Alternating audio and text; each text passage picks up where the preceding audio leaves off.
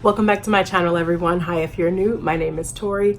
So this is going to be such a fun video because I'm literally just going to take you through what has been my reading year so far in 2019. I'm breaking down the number of books I've read, the page numbers, the star rating stats, a book I DNF'd, the best book of the year, the worst book. There's just so much crammed into this. It could have honestly spanned about 5 videos. They could have taken me to the end of July, but you just gotta go big or go home.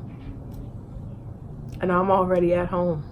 So anyways, and then also I have 4 books that I recently just bought, and these are some of my most anticipated reads for the second half of 2019. So I have my Goodreads app open here because I can't keep track of what I ate for breakfast this morning, let alone what I've been reading all year long. I need Goodreads to help me break it all down. So far, I have read 9,637 pages this year, and that is across 28 books. That's pretty good. You know, I'm kind of pleased with myself for that. Normally, I average about 40 books a year. I don't think I actually read that many in 2016. I distinctly remember 2016 being a bad reading year. But normally I average about 40 books a year. And so usually around this time in June, I'm not anywhere near 28. I'm usually hovering around maybe like 17, 18, 19 books. I'm around there. So we're already digressing. We're digressing pretty quickly. But I came into this year with the mindset that I wanted to read more books. Like that was one of my New Year resolutions. So I am pleased with the fact that I've gotten through 28 books. Go me. I mean, reading's not a competition, but go me. So the longest book that I've read so far this year has been Black Leopard, Red Wolf by Marlon James. And the shortest book that I've read this year has been The Fire Next Time by James Baldwin. That was 106 pages, and then Black Leopard, Red Wolf was 620 pages. So of the 28 books that I've read, let's see here. Goodreads, you know I wear glasses. I can't even see that. Of the 28 books I've read, 7 of them have been 2-star reads, 5 of them have been 3 stars, 9 have been 4-star reads, and 7 have been 5-star reads. That's pretty good. I think that's it for the Goodreads portion of it. So the first book that I kicked off 2019 with was actually not that great. It was The Lion Game by Ruth Ware. I switched back and forth between listening to this on Audible and then also reading my Kindle version of it. You know, Ruth Ware is one of those authors. Her best book to me was The Death of Mrs. Westaway, which just released, I believe, last year maybe. That was her best book. The Lion Game, it didn't do anything for me. So it was unfortunate that I kicked off the year with that one, but whatever, things got better, that's all that matters. And then the most recent read of the year has been Do Androids Dream of Electric Sheep, and this is by Philip K. Dick. I enjoyed this book so much. It's set in this future where androids are able to appear human and they can blend into our society.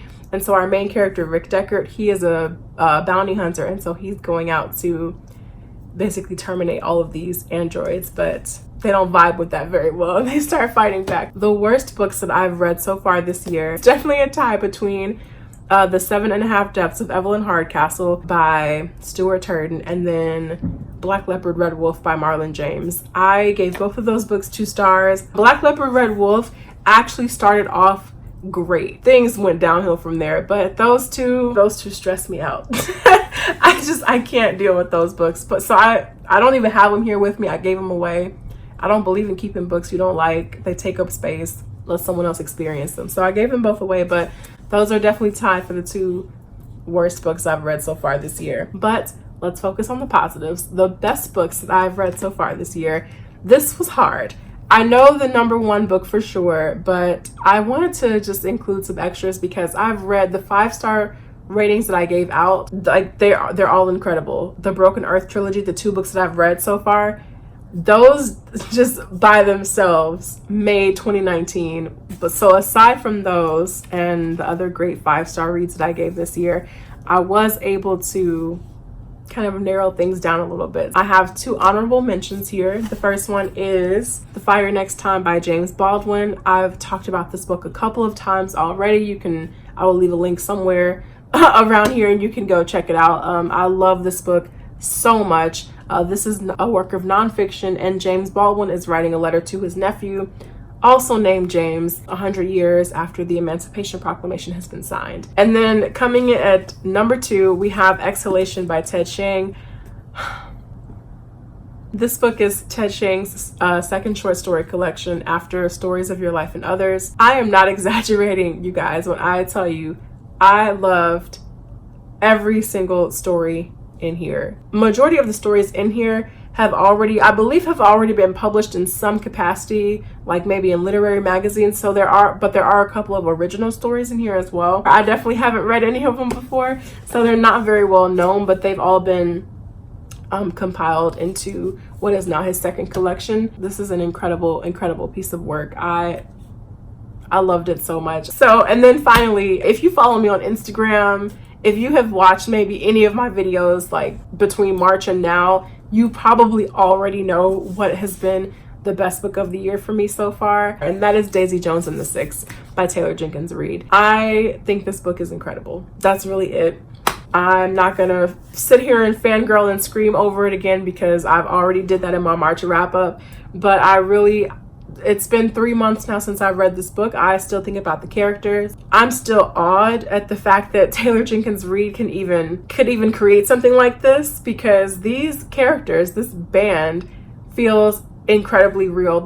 Even the songs that Taylor Jenkins Reid wrote to include in the book, I feel like I'm starting to fangirl all over again. It's just such a great piece of work. The most surprising book that I've read this year is Contagion by Erin Bowman. This is the kind of book that crept up on me because when I was reading it in the beginning, I was so indifferent towards it. I was just like, whatever. Like, I'm intrigued, but not really. It was like one of these books where you just read to see what's happening, and then something big happened and I was like, oh, now I'm invested. It really just kind of snuck up on me, and then by the end of it, I was like, I need book 2. We got through all of the stats, all of the best books and the worst books, and the DNFs. Oh my God. I have my most anticipated reads in my hand, but they can wait because the book that I DNF'd, I forgot all about this.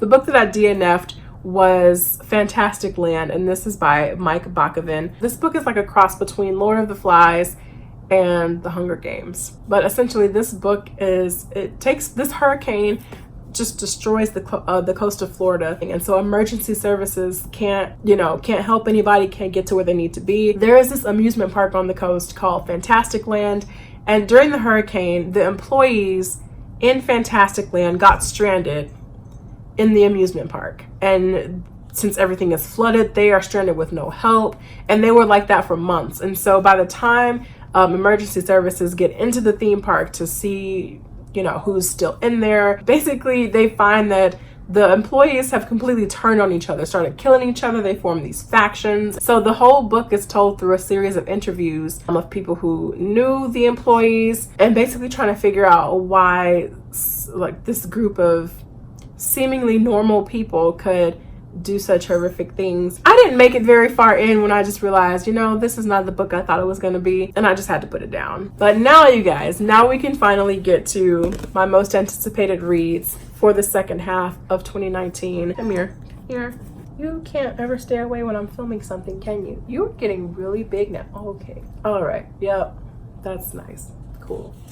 So the first book that I have here is An Unkindness of Ghosts, and this is by River Solomon. I cannot wait to read this book. I think it might be on my July TBR. This book, and even Tati from musical Tati, she was talking to me about this book, and it got me even more excited. It's gonna be a good time, but maybe not because the subject matter is pretty deep. But anyways, we have this main character named Aster who is living on in the slums on this spaceship, and the vessel is essentially like modeled after the South during the times of slavery. And so Aster, she's one of the lowest classes on the ship, and she's basically trying to find a way to start a revolution even if it's at the cost of civil war. The next book that I have here is The Passengers, and this is by John Mars.